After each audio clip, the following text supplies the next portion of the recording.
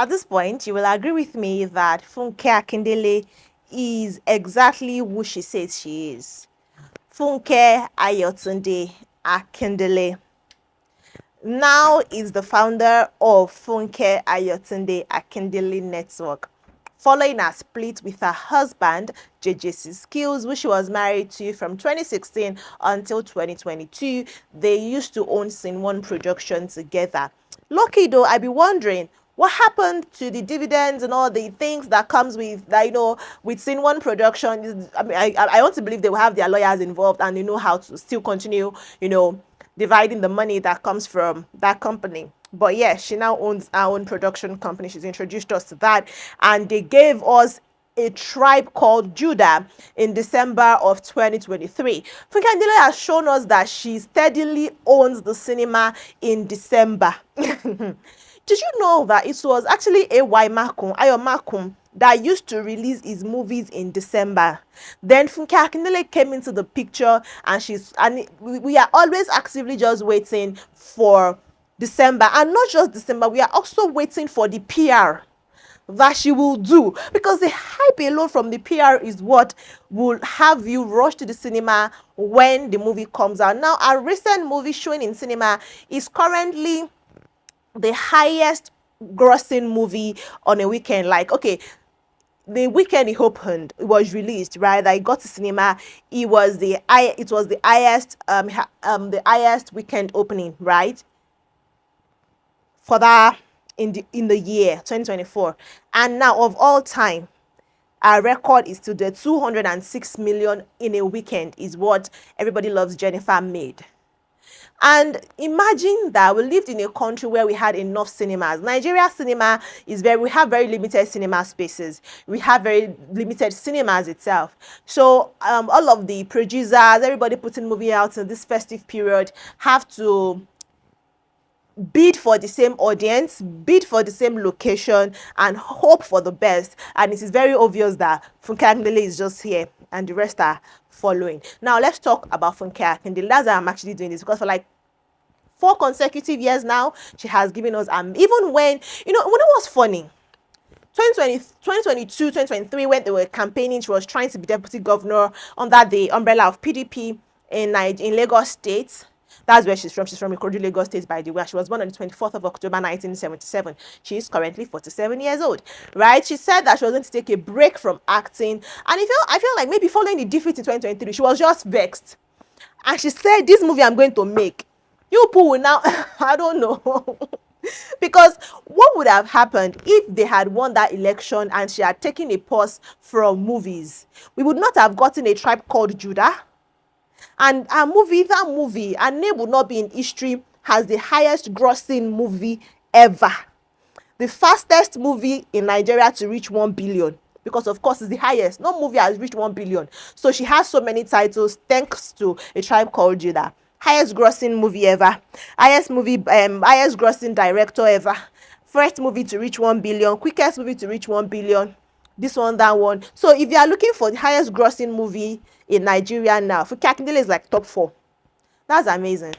Very beautiful, I think. Now let's talk about her and about her new project. But yeah, I just want us to talk about her, seeing as she's trending, and some persons are saying, oh, she's maybe not doing enough, she should let other persons shine, especially since Mercy Aigbe, who is another amazing actress and who just joined the cinema scene.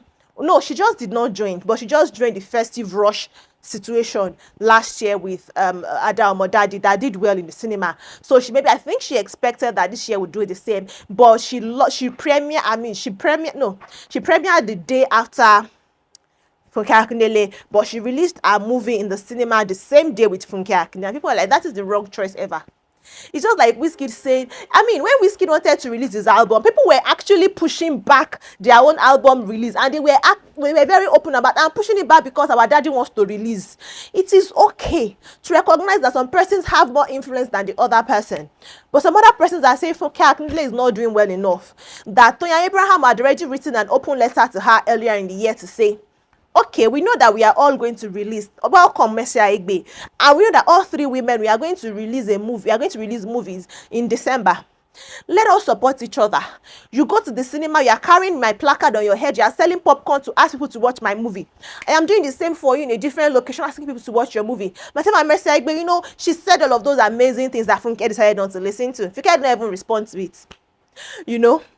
So they are saying that Funke should have maybe just supported Mercy Aigbe some more. How else do you want her to support you people? She started posting people on her page, something that she did not used to do before. It's because she's listening now. She just seen her attend events. Funke, when does she have time to start? Even as Vita passing MVCA, she did not go to any of that thing again. But this woman is attending people's events. She's going for people movie premieres. She's doing this one and doing that one while actively promoting her own movie. So I mean, what do you expect her to do? And it's not her fault that she already has this reputation that for whatever reason we just want to go and see Funke Akindele because she puts out amazing work. But that's not it. Funke Akindele, I think, as is a story of screen success and social impact. Because if you ask Funke, she's always saying, oh, I want to give birth to the I want to give birth to the youth. I'm trying to give back to the youth. I'm trying to give birth. That's the only thing she says mostly. I want the upcoming generation. I want people that are coming behind me. She made Toby, let me not say she made, but Toby Makinde is a co-director of A Tribe Called Judah. That young man, nobody knew until she featured him in a series. And just like that, became a household name. He's now a co-director to the highest grossing movie of all time ever. Clap for Funke now. People will just say that, oh, this woman is wicked, this woman is bitter. But she's really putting people on. When Oloyede Juliana publicly came to say, it was my mentor that went to tell stupid things about me to Funke Akindele, that made Funke Akindele kill me off Jenifa's diary. I have learned my lesson. Mama, please forgive me. Did Funke Akindele not collect her back? And just that is the one person that came to publicly say, oh, this friendship or this relationship was ruined from my end. We don't see a lot of persons who come and say, I was the one that ruined it, who own up to it. They just come and find someone else to blame. Although Oloyede still blames somebody, but at least she accepted that the person that she's blaming is from her own end, from her own quarters. Right? So I feel like, I don't know, Shao, it's just missing. But actually, what do I want to do in this video, Papa? This video initially, so I'm going to talk about Funke Akindele's biography. I want us to just talk, because a movie is trending now. You want us to, you know, look back at how she has come, like I mentioned, that of screen success and social impact. She was born, like I mentioned, on the 24th of August 1977 in Ikorodu, Lagos State. She's from Lagos State. She's lived all her life in Lagos State. Primary school, she attended the Grace Children's School in Bagada, Lagos State. She attended the Lagos State Model College. She went to the Moshood Abiola Polytechnic before she attended University of Lagos, where she studied law. So this woman has lived all her life. She's an award-winning woman. She started in the industries in 1998, and she featured in I Need to Know. That was a breakout role, actually, 2002. But we didn't hear from her for a very long time. She was taking Waka Patch role. She was hoping to break out and all that until 2008, when she produced her own movie Jenifa, that has now earned her. I wonder, when she was doing Jenifa in 2008, did she expect that it was going to be what we feed her? Literally. Or was she just thinking, let me just do this movie?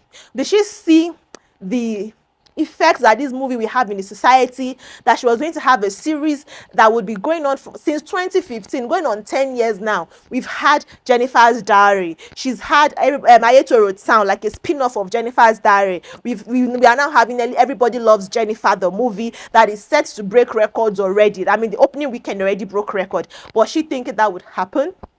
2010, she gave us Omogeto. We've revisited Omogeto again. We visited Omogeto in 2022. Amazing movie that did well also in the cinemas.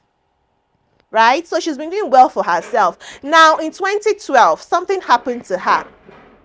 She got married to Alhaji Oloyede, and a lot of persons were asking, why is such a bright star? Why did she decide to be second wife, this one, that one? But you don't even know the marriage was not going to last. Guess what? Like Toke Makinwa, she learned that her marriage ended on social media. She did not know her marriage had ended in 2013. She was on set. They called her to say, Funke, you hear say you don't pack your load, come on your husband's house. She said, Mike, I be married. No, you're no longer married. That was how she got to know her marriage had ended.